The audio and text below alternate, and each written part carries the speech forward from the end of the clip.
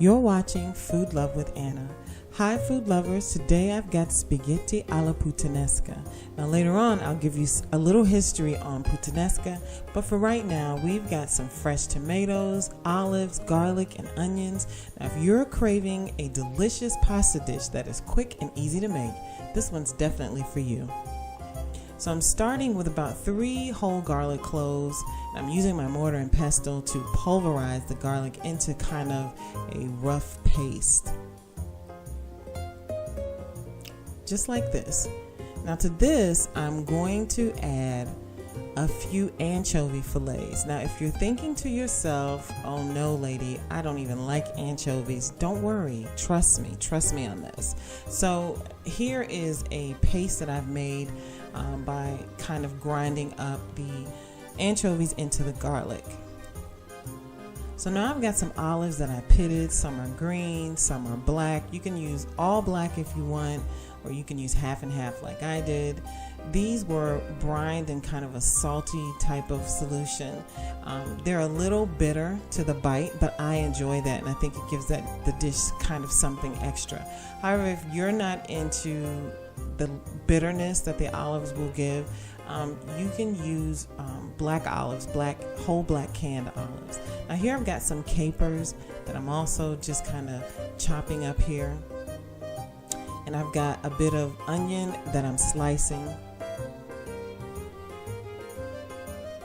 And then I've got these fresh little tomatoes. Now you could definitely make Puttanesca with canned tomatoes. I've done it both ways, but these were so irresistible in the grocery store. They're assorted little tomatoes. Some are cherry tomatoes, some are grape tomatoes, but they were really, really fresh and really good. So I used these. So I'm going to do something a little different when I make the pasta this time. So I'm just going to put it in the pan, and I'm going to cover it with some water, and I'll sprinkle a little salt in.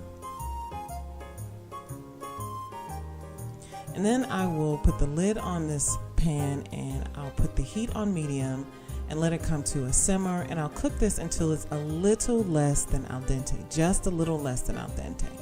So in another pan, I've got some extra virgin olive oil, and to that, I've added that paste that I made from the anchovies and the garlic.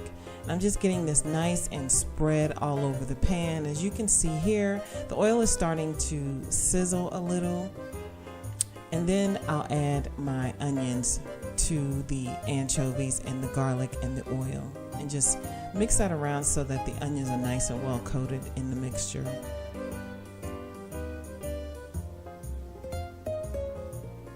Now I'll add the capers that we chopped up, and I'll just give that a stir as well.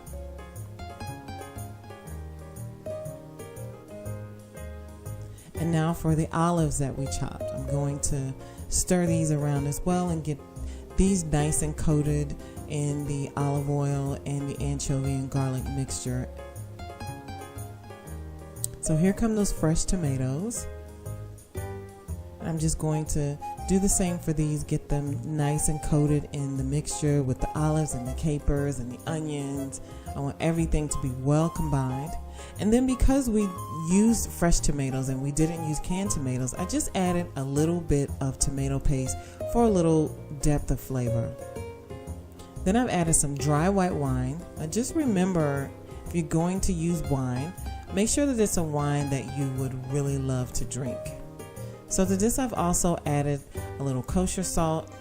I'd refrain from over salting because the capers are salty and the anchovies are salty as well. Now I let the tomatoes and the mixture go for about 5 to 7 minutes.